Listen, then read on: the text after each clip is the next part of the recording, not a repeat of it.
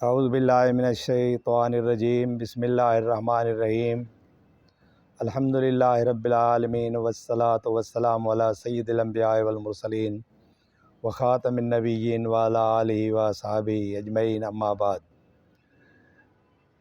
प्यारा दोस्तों, अस्सलामु अलैकुम व रहमतुल्लाहि व बरकातुहू। मुंहिंजा साईं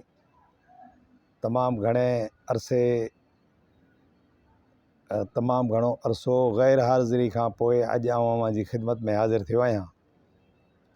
उनजो सबबु इहो त मुंहिंजी तबियत कुझु नासाज़ हुई ऐं कुझु ॿिया के ज़रूरी कम हुआ। इन विच में अवां जी ख़िदमत में वक़्फ़े खां पोइ बहितरीन नातूं पेश कंदो रहियो आहियां ऐं इन हिसाब सां तव्हां सां हाज़िरी तव्हांजी ख़िदमत में थींदी रही आहे। मुंहिंजा साईं अॼु अवां खे हुज़ूर आकाए नामदार सल्लल्लाहु अलैहि वसल्लम जो हिकु अजीबो ग़रीब मौजज़ो ॿुधायां थो। मुंहिंजो हबीब सल्लल्लाहु अलैहि वसल्लम जी ज़ात अक़दस सरापा मौजज़ो आहिनि। उनजो मुंहिंजे महबूब सल्लल्लाहु अलैहि वसल्लम जी समूरी ज़िंदगी मुबारक मौजज़ो आहे ईमान वारनि जे लाइ। जन जो महबूब सल्लल्लाहु अलैहि वसल्लम जी ज़ात अक़दस मुबारक ते सचो ईमान आहे, उन सां मुहबत आहे, उन सां इश्क़ आहे, त उन्हनि आशिक़नि ऐं मुहिबनि खे महबूब सल्लल्लाहु अलैहि वसल्लम जी ज़िंदगी जो हर पहलू ऐं हर लम्हो मौजज़ो ई नज़र थो अचे। अल्हम्दुलिल्लाह सुम्मा अल्हम्दुलिल्लाह। मगर के ख़ासि ॻाल्हियूं आहिनि जेके अव्हां खे ॿुधाइणु मक़सूद आहिनि ऐं उन्हनि जो बि को ख़ासि सबबु हूंदो आहे ॿुधाइण जो। ऐं उनजो मक़सदु इहो बि हूंदो आहे जीअं तव्हां जो ईमान ताज़ो थिए ऐं तव्हां उन्हनि खां फैज़ हासिलु करियो। मुंहिंजा साईं हिकिड़ो असहाबी सॻोरो हो, बेरोज़गार थी पियो, बुख ऐं तकलीफ़ूं वधी वियूं। पोइ इरादो कयईं त हुज़ूर आकाए नामदार सल्लल्लाहु अलैहि वसल्लम जी ख़िदमत मुबारक में वञी दुआ घुरायां। हू मुंहिंजे सोणे हबीब सल्लल्लाहु अलैहि वसल्लम जी ख़िदमत मुबारक में हाज़िर थियो। अर्ज़ु कयईं, मुंहिंजा हबीब सल्लल्लाहु अलैहि वसल्लम, मुंहिंजा साईं ग़रीब थियो पियो आहियां, बेरोज़गारी वधी वई आहे, दुआ फ़रमायो त अल्लाह साईं रिज़्क़ में बरकत ॾे। मुंहिंजे हबीबनि करीमनि सल्लल्लाहु अलैहि वसल्लम हथड़ा खया, हथड़ा मुबारक खया, दुआ घुरियऊं। साहबा किराम खां वधीक को ईमानदार कोन्हे। साहबी सॻोरे खे पक थी वई त जेके महबूबनि हथड़ा खया आहिनि से यकीनन क़बूल थिया। सो हू फ़ौरन पंहिंजे घर आयो ऐं पंहिंजी घरवारी खां पुछा कयईं त ॾे ख़बर को घर में हलचल थी आहे जो सोणे हबीब पंहिंजे रिज़्क़ जे बरकत जे लाइ दुआ फ़रमाई आहे।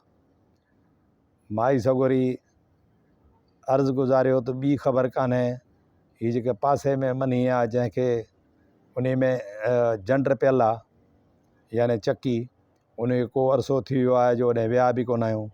ओॾां चकी जे घुरकण जो आवाज़ु यानी हलण जो आवाज़ु अची रहियो आहे। हीअ ॿई फ़ौरन ओॾे विया। जॾहिं ॾिसनि त अल्लाह जी कुदरत सां महबूब करीम सल्लल्लाहु अलैहि वसल्लम जी दुआ जे तासीर सां उहो जंड पाणे हले थो पियो, उन मां अटो निकिरे थो पियो। हाणे काॾऊं दाणा था अचनि, केरु उन जंड खे हलाए थो, अटो निकिरे थो पियो। साहबी सॻोरो ईमानदार हो, मुसलमान हुआ ॿई।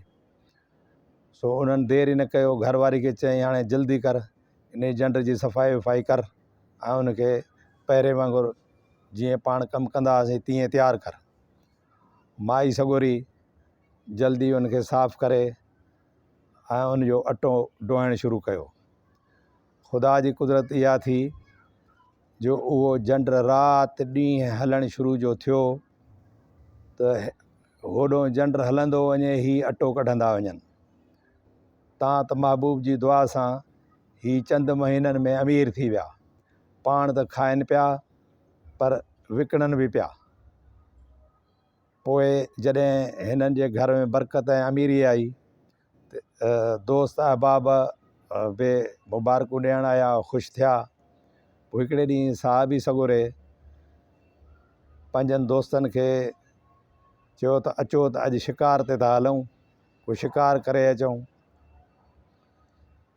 ही साहबी सॻोरो दोस्तनि सां शिकार ते वियो। जॾहिं शिकार करे मोटी आया तॾहिं घर वारनि खां अची पुछाईं त ॾियो ख़बर त बाबा झंडि हले थो या न। माई सॻोरी कंध हेठि करे चयो त झंडि बंदि थी वियो आहे। साहबी सॻोरे वॾे अफ़सोस में हिन खे चयो त तो हुन सां का हरकत कान कई।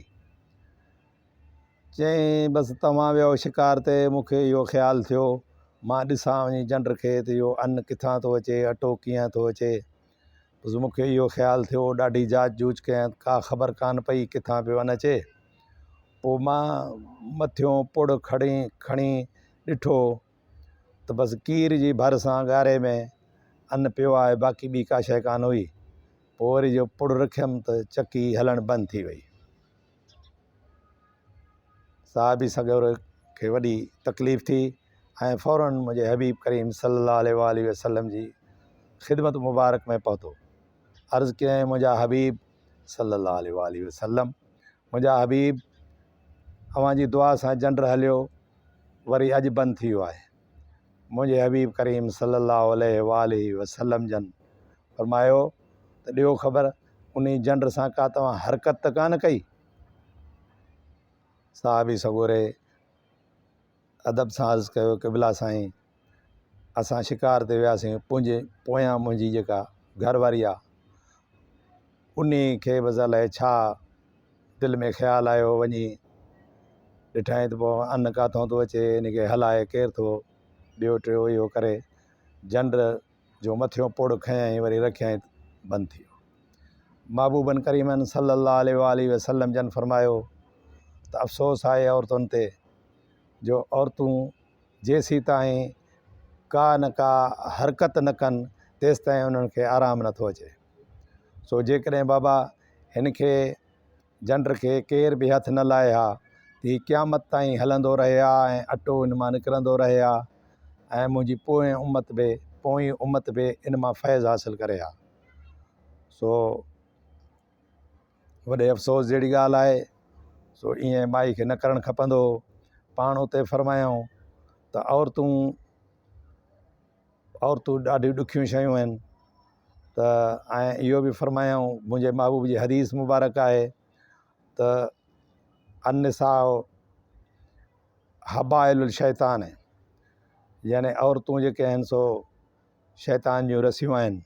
शैतान उन्हनि खे जाॾे छिके होॾे करे थो वञे। सो हीअ बि उन्हनि मंझां हिकिड़ो सिलसिलो आहे, इन करे हीउ बंदि थी वियो।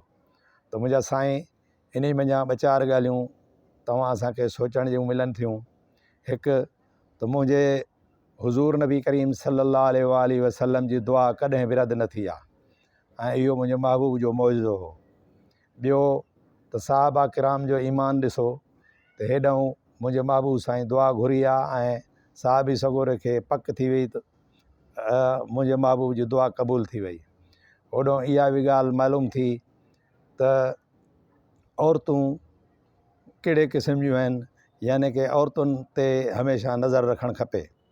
त मुंहिंजा साईं ही इंतिहाई प्यारी शइ अव्हांजी ख़िदमत में हिन मिस्किन पेश कई आहे।